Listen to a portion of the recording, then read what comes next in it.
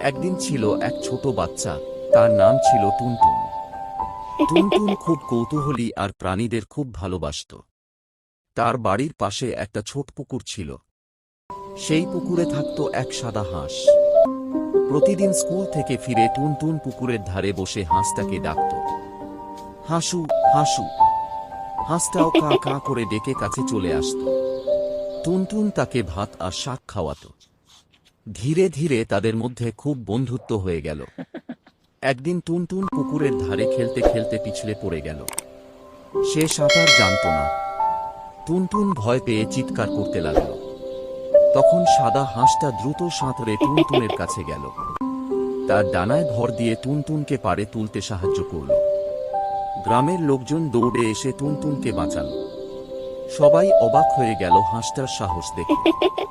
সেই দিন থেকে টুনটুন বুঝে গেল, ভালোবাসা আর বন্ধুত্ব শুধু মানুষের মধ্যেই নয়, প্রাণীদের সাথেও হতে পারে।